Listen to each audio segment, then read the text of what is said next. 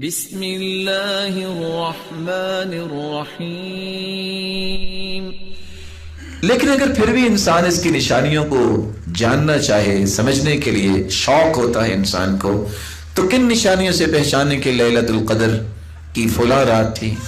شیخ محمد بن صالح العثیمین رحمہ اللہ تعالی روایات کو جمع کرنے کے بعد چند نشانیوں کا تذکرہ کرتے ہیں۔ لیلۃ القدر کی چند نشانیاں ہیں۔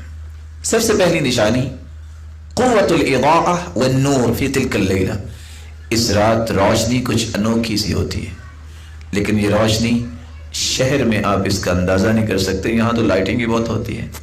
اس روشنی کا اندازہ وہ کر سکتے ہیں جو لوگ شہر میں نہیں، صحرا میں ہیں، بادیہ دیہاتوں میں ہیں، جہاں لائٹنگ نہیں، وہاں اس رات کی روشنی یا نور کا اندازہ کیا جا سکتا ہے۔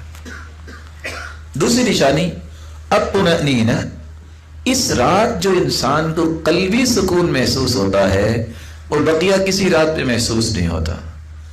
انشراح الصدر، شرح صدر انسان کا دل کس طرح خوشی کے ساتھ مسرور ہوتا ہے، کس طرح دل کا سکون انسان کو ملتا ہے جب وہ اس رات کی عبادت کرتا ہے، اور انسان طمأنینت اپنے دل میں محسوس کرتا ہے جو بقیہ راتوں میں محسوس نہیں کرتا۔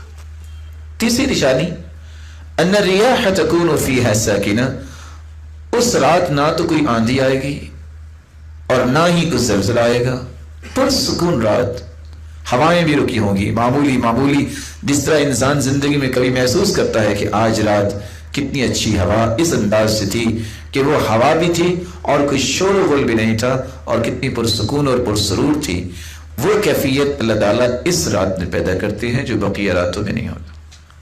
بلکہ عبداللہ ابن عباس رضی اللہ تعالیٰ عنہ نے یہ الفاظ استعمال کیے ہیں جو ابن خزیمہ کی روایت ہے، لیلۃ القدر لیلۃ سمحہ، یہ رات بہت ہی پرسکون اور پرکیف رات ہوتی ہے، طلقہ، بالکل آزاد رات، کوئی گھٹن نہیں، کوئی تنگی نہیں، بلکہ انسان کو انتہائی شرح صدر نصیب ہوتا ہے، لا حارہ ولا باردہ، نہ ہی اس میں کوئی زیادہ گرمی کی شدت ہوتی ہے نہ ہی اس میں سردی کی شدت ہوتی ہے، یہ معتدل رات اللہ تعالیٰ نے رکھی ہے۔ تصبح الشمس صبیحتها ضعیفۃ حمراء، اس رات کے بعد جب سورج نکلتا ہے، ضعیفۃ حمراء، اس کی سرخی بہت کمزور ہوتی ہے، شعاعیں نہیں ہوتی، سفیدی ہوتی ہے۔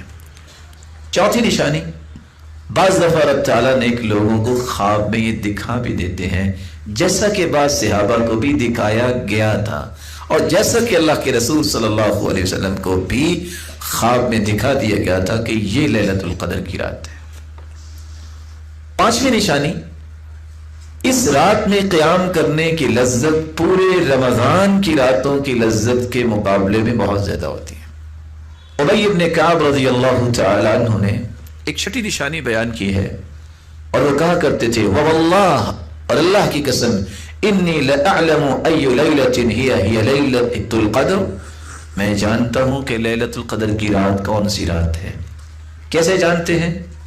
التي امرنا بها رسول اللہ صلی اللہ علیہ وسلم، جس رات کے بارے میں اللہ کے رسول نے ہمیں حکم دیا، کس بات کا؟ بقیامها، کہ ہم اس میں قیام کریں۔ یہ لیلۃ صبیحۃ 27، یہ 27ویں رات کے بعد جو صبح ہوتی ہے، اور اماراتها، اور اس کی نشانی یہ ہے، ان تطلع الشمس فی صبیحۃ یومها بیضاء لا شعاع لها، جب 27ویں رات کے بعد 27ویں دن سورج نکلتا ہے تو اس کی شعاعیں نہیں ہوتی، اس کی سفیدی بس نظر آتی ہے۔ اور یہ روایت صحیح مسلم کی ہے 179۔ اور ابی بن کعب رضی اللہ تعالیٰ عنہ کی دوسری روایت سنن ابی داؤد میں 1378 میں یہ الفاظ بھی موجود ہیں کہ جب سورج نکلتا ہے تو کس طرح، مثل قسطی، جس طرح ایک کھلا تھال ہوتا ہے، لیس لها شعاع حتى ترتفع، جب تک سورج بلند نہیں ہو جاتا اس وقت تک اس کی شعاعیں نہیں ہوتی۔ عبداللہ ابن عباس رضی اللہ تعالیٰ عنہ کی بات بھی آپ نے سنی کہ اس دن سورج جب نکلتا ہے، حمراء ضعیفہ، سرخ تو ہوتا ہے لیکن کمزور، کس اعتبار سے؟ اس کی شعاعیں نہیں ہوتی۔